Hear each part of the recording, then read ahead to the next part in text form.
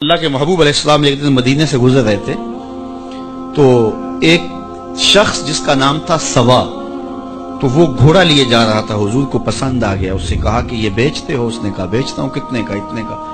کہا کہ رکو میں اس کی قیمت لے کے آیا اور تمہیں دیتا ہوں۔ کسی نے اس کو رکے ہوئے دیکھا تو پوچھا یہاں کیوں کھڑے ہو؟ اس نے کہا مسلمانوں کے نبی سے اس گھوڑے کا سودا ہو گیا تو وہ قیمت لینے گئے۔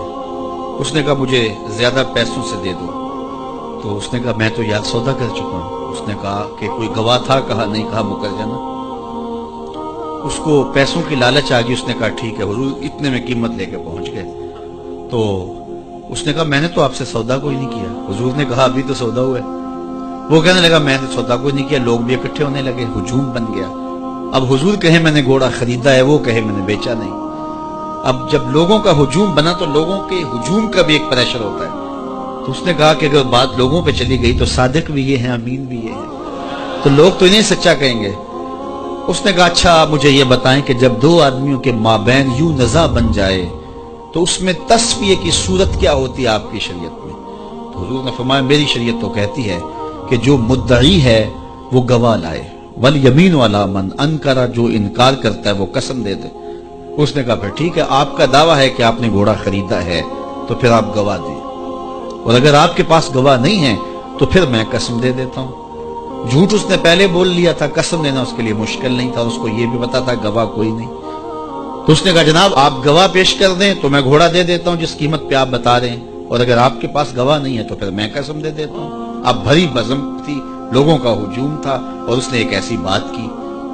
قبل اس سے کہ کچھ دیر گزرتی حضرت حذیفہ بن یمان الانصاری رضی اللہ تعالیٰ عنہ آگے بڑھے اور کہا کہ گواہی مانگتا ہے؟ اس نے کہا جی میں گواہی مانگتا ہوں۔ تو کہا میں گواہی دیتا ہوں۔ جتنے میں حضور نے بتایا اتنے میں سودا ہوا ہے اور حضور نے گھوڑا خریدا ہے۔ اس نے کہا جی ٹھیک ہے میرا مطالبہ پورا ہو گیا، گواہی چاہیے تھی، درکار تھی، گواہی مل گئی۔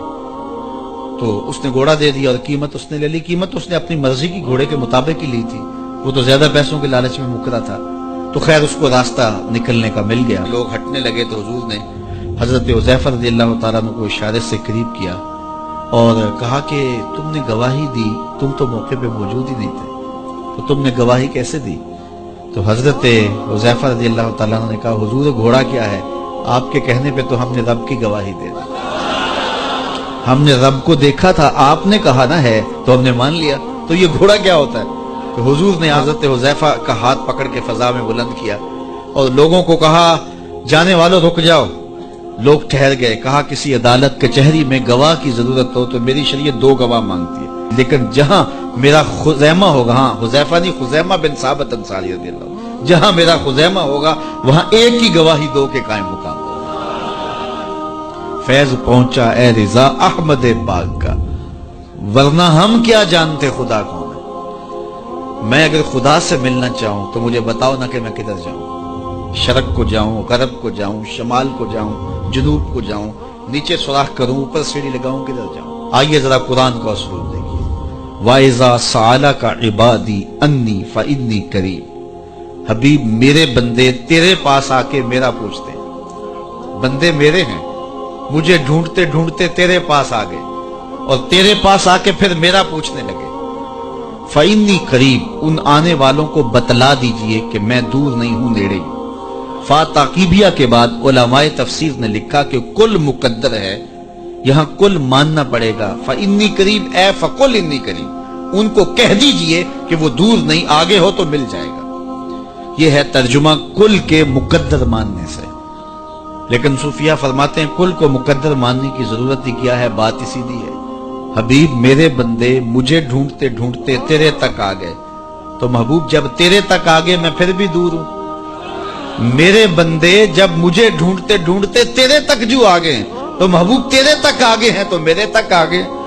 یہ تیرے پاس آ کے پھر میرا پوچھ رہے ہیں، جو تیرے پاس آگے وہ میرے پاس آگے، کیونکہ تیرے تک پہنچنا ہی تو میرے تک پہنچنا ہے۔ تو کہا اگر خدا تک پہنچنا ہے تو مصطفیٰ تک جانا ہوگا، بس یہی راستہ خدا تک پہنچتا ہے۔